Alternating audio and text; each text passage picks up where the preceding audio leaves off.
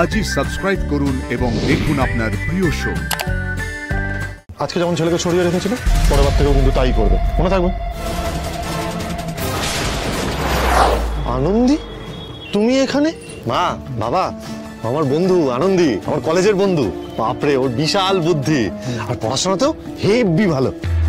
বুদ্ধি না হাতি, কি ভাবছিলাম আমি, সুন্দর নাকি ডক্টর দাসের ছেলে, এদিকে তো দেখছি সুন্দর পলাশপুরের ছেলে, আর মা বাবার সামনেই তো দাঁড়িয়ে আছে। ছি ছি, দেখেছো, তোমাকে এখানে দাঁড় করিয়ে কথা বলছি। মা, ভিতরে নিয়ে যাই নাকি ওকে? কোথায় বসতে দিবি? বাড়ির যা অবস্থা আমাদের, লজ্জার এক শেষ। এসো মা, এসো, এই গরিবের বাড়িতে না হয় একটুখানি বসেই যাও। আরে না না কাকিমা, আমাকে নিয়ে তো ব্যস্ত হতে হবে না, আমি ঠিক আছি। আর কাকুর তো শরীরটাও ভালো নেই, আপনারা প্লিজ ভেতরে যান, আপনারা রেস্ট করুন, যান। দাঁড়াও, আমি একটু বাবাকে দেখে আসি। দাঁড়াও, চলো বাবা, আস্তে আস্তে আস্তে চলো। কেন, আজকের টাকা, এরপর আবার যখন যখন দরকার হবে বলবো, ঠিক আছে? আর আজকে যেমন ছেলেকে সরিয়ে রেখেছিল, পরের বার থেকেও কিন্তু তাই করবে, মনে থাকবে।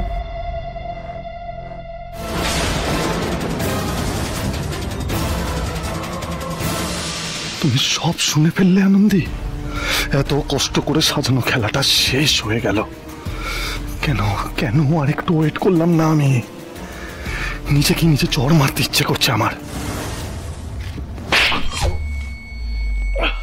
এই তোমার বন্ধু কত বড় একটা অপদার্থ, দেখো, এত বড় আসপর্দা ওর। আচ্ছা, এত বড় কাজ করার আগে ওর কি একটু বুক কাঁপলো না? আমি কথা বলছি তোমার, তুই চুপ কর না। সবসময় সত্যিটা মুখে না বললেও বোঝা যায় সুন্দর।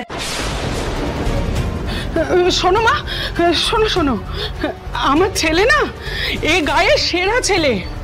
ওর মাস্টারমশাইরা ওকে পড়িয়েছে, আর ডাক্তারিতে চান্স পাওয়ার পর ওর সব মাস্টারেরা মিলে একটা দামি ঘড়ি ওকে উপহার দিয়েছিল। আমি সেই ঘড়িটা যত্ন করে ঠাকুরের সিংহাসনের উপর রেখেছিলাম। তেনারা দিয়েছেন তেনাদের আশীর্বাদ তো না। ওই ঘড়িটা আজ বিক্রি করে এই দেখো টাকা এনেছে। বাবা, উনি যে এত ভালো অভিনেত্রী সেটা তো জানা ছিল না। না, এর পরের বার টাকার সাথে বোনাসও পাবেন মাসিমা, কিন্তু আনন্দী বিশ্বাস করলে হয়। কি হলো, তুই চুপ করে আছিস কেন? বল তোর বন্ধুকে। ওদের দুজনের পেটে ভাত জোটাতে জোটাতে তোর জীবনটাই বরবাদ হয়ে যাচ্ছে। বল ওকে, সব খুলে বল। কাকিমা, আপনার ছেলেকে বলে দেবেন ও যেন আর এরকম কাজ না করে। ওর যে একটা বন্ধু আছে সেটা যেন ও মাথায় রাখে। এরপর থেকে কোনো কিছু হলে যেন তাকে অন্তত একবার বলে। বড্ড পাকা আপনার ছেলেটা, বড্ড পাকা। আনন্দী, তুমি আমার জন্য আর কত করবে বলো তো? আমি কলেজে পড়তেই পারছি তোমার জন্য। আনন্দী, চলো আমি তোমাকে স্টেশনে ছেড়ে দিয়ে আসি। আমি বললাম না, আমি ঠিক চিনে চলে যেতে পারবো, তোমাকে কিছু করতে হবে না, তুমি বাড়িতেই থাকো। এখানে কাকু অসুস্থ, তুমি এখানে থাকো। না না মা, ও যাক না, আমি সব সামলে নেব। কিরে, যা বন্ধুকে এগিয়ে দিয়ে আয়, যা।